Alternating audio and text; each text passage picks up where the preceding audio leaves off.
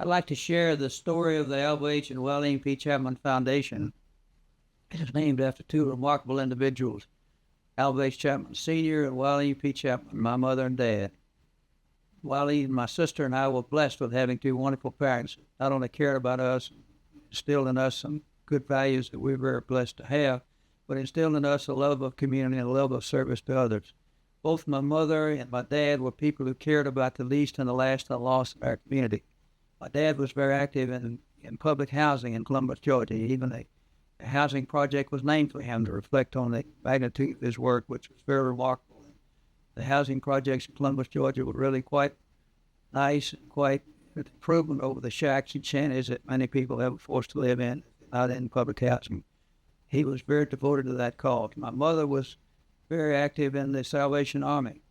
They were both active in the church, but in the outside activities, my mother was active in the Salvation Army. She was very especially concerned about the Salvation Army Fresh Air Camp, what they conducted in the summer months. They took underprivileged children from the sections of Columbus, Georgia to the mountains of Georgia for a fresh air camp. It was a wonderful camping experience for the individuals and a great benefit for the community, and my mother was very active in providing leadership and some financial resources to make all this happen.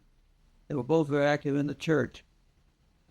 My dad was finance chairman of the St. Luke Methodist Church in his later years. My mother was active in the music program of both the Great Methodist Church and the St. Luke Methodist Church in Columbus, Georgia.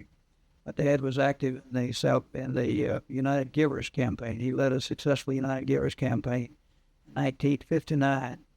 It was one of the two in the 10-year period. It was Oath of Gold and remarkable. His leadership provided an Oath of Gold effort for the United Givers campaign in Columbus, Georgia. He had a lot of friends, a lot of respect in the community, and it was natural that his campaign would go over the top. The foundation idea really was not my dad's idea, but Can you stop? Can you mention on the housing thing that they named the project after him? yeah, one of the housing projects in Columbus, Georgia, in an area near Fort Benning, was named for my dad. It's called Alvah H. Chapman Homes. And my mother and my sister and other family members, Bud Ladd, Alice, all came up to attend the dedication of it, which occurred after my dad's death. But he was a very warm, touching tribute to his leadership and his concern about the least and last lost, the housing for very poor people. My dad made it possible for the foundation to be a reality, and that he urged my mother to give shares of her stock, in the R.W. Pace Corporation to my sister and me. Up until the middle 50s, mother owned the stock in her own name, and my sister and I did not own any part of the Pace Corporation. And my dad, although he was the chairman and CEO of the Pace Corporation until his death, he never owned a share of stock in the company. I think he had one share in his name. The mother owned the stock. She believed in already keeping it close to having her own hand. But my dad had talked to my mother, encouraged her to make some gifts of stock to ones she'd made, which she did. And that was the basis on which we founded the foundation. We started in 1967, the idea of having a foundation. Wellene and I, my mother talked it over and agreed that the foundation to perpetuate the name of mother and dad would be an appropriate thing to do. And we would each give some shares of the R.W. Pace Corporation stock. The time we gave the stock had no market value. It was really hard to value the stock. We estimated we worth about $50,000 first year, but it's hard to tell what it was. But the valuation came about. The sale of that stock in 1972 to the Pace Corporation, we sold our family interest back to the Pace Corporation in 72. That stock turned out to be worth about $380,000. All the stock had been given prior to 1972. Turned out to have a value of $380,000. From the $50,000 initial value in 67, the foundation has grown to $2 million in total assets. Correction, to $4.2 million in total assets.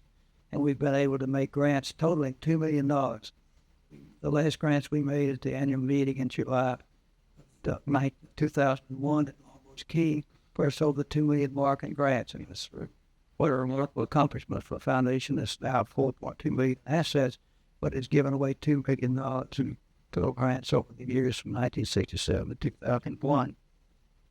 Grants that we've given, they've gone to support churches, which is appropriate. The First Methodist Church in St. Petersburg, the First Methodist Church of Columbus, Georgia, with St. Petersburg and Coral Gables, beneficiaries. These Methodist Church in Jupiter has been beneficiary. Other churches have been beneficiaries. The Community Partnership for Homeless, which I've been involved in, I've been involved quite actively as community beneficiary. Eckerd College is the largest single beneficiary of our generosity of our grants. The Citadel has been a beneficiary of our grants. Quite a large number of dollars have gone to the Citadel, over $100,000 to Citadel.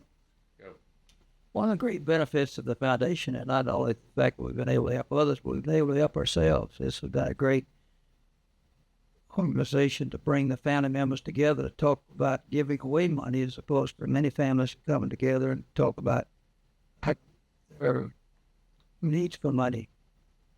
But the family members have gotten to know each other well through the foundation process. The annual meeting, which have been held in enjoyable places to be, such as Boca Grande and Ocean Reef, one being in North Carolina, the last meeting was at Longboat Key. It's been enjoyable places to go. We've not charged the foundation any fees to go there. We pay our own expenses to go there. We're not having any director's fees being paid, but we just come together as a family and conduct the work of the foundation over a couple of days.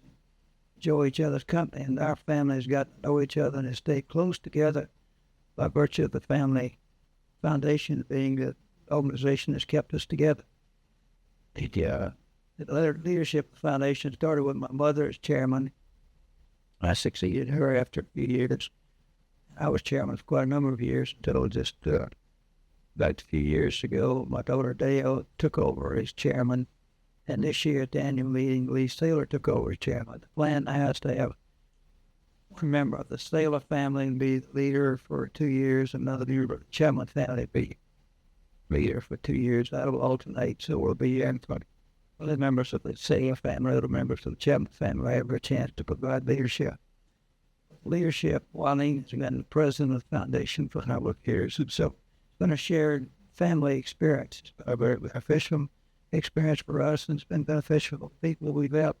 As I mentioned, $2 million in grants have been given away by the foundation in the years in 1967, 19, year 2001. So it's been a remarkable organization. It's perpetuated the memory of two wonderful people, my mother, Dad Wileen, and Alvah Chapman. It's perpetuated the love that we share as a family and kept us together, kept us knowing each other.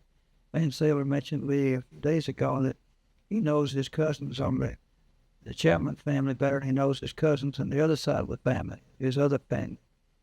And it's good that we stay very close together, and our family is here.